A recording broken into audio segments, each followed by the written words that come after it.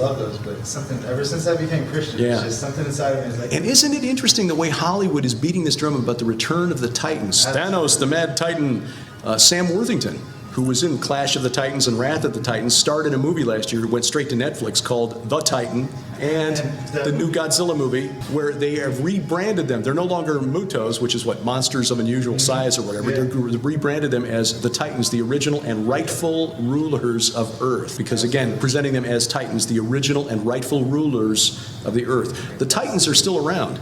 In fact, I argue in my book, Last Clash of the Titans, that they are somehow still influencing things on this earth, even though they are currently chained in the abyss. Revelation 9 says they're going to get out for 5.5 months at the end.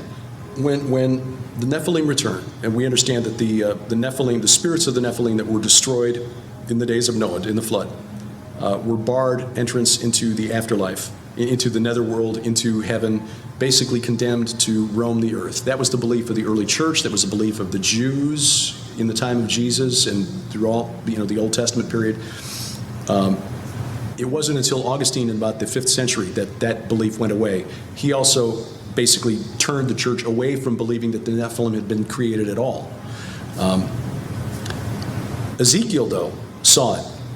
And this is the thing. God bless people like L.A. Marzulli who've been, teaching this for a long time. He's right. The Nephilim are returning. Where I differ with L.A., and I've got to give him credit, because without him and his book Nephilim, which was a novel that got me down this path, I wouldn't be here right now. But I think Ezekiel 39 is a clue, but you got to understand the worldview of the prophets to understand what Ezekiel was writing. In Ezekiel 39, he's writing about the culmination of the war of Gog and Magog, and Gog was the Old Testament Antichrist figure. Okay, he is the figure that John in the book of Revelation calls the Antichrist. That is the same war that culminates with the Battle of Armageddon, which is fought for the Har Moed, God's Mount of Assembly, which is Zion, the Temple Mount in Jerusalem. Ezekiel says, God said that he will prepare a place in Israel for burial of Magog, the forces of Magog. The Valley of the Travelers east of the sea, refers to east of the Dead Sea, and it will block the travelers. The key is understanding that travelers in the Old Testament concept, the Old Testament world, were spirits that would travel or cross over from one plane of existence to another. In other words, the realm of the dead to the land of the living.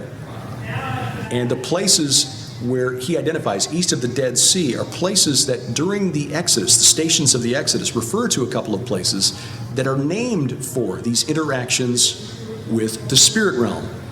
One of the stops in the Exodus, one of the stations of the Exodus is called Ovoth, which means spirits of the dead. It's based on a root word Ov, which means medium. The medium of Endor that Saul went to see was the Ov of Endor. In fact, one of the giants killed by David's men, Ishbi, they condensed the word. Ishbi Benab is how it looks to us in English. Ishbi Ben Ov. Ishbi, son of the necromancer, son of the medium. And he was of the descendants of the Rapha, the sons of the Rephaim. The Rephaim were these spirits that the Amorites, the Canaanites, believed were the spirits of the mighty men who were of old, the ancestors of their kings. They were called in Canaanite texts, called by scholars the Rephaim texts, written about the time of the Judges, where these Rephaim were summoned through necromancy rituals to the tabernacle of El, Mount Hermon, where El, they believed, would speak words of revivification to resurrect these spirits that were called warriors of Baal. And in these texts, they're described as warriors. They mount their chariots and they travel first one day and then another. And at dawn of the third day, they arrive to be resurrected. Like Jesus, who went down and preached and proclaimed to the spirits in prison until dawn of the third day, when he arrived, except that he really was resurrected. And Ezekiel, in Ezekiel 39, says, this is where these travelers will be buried.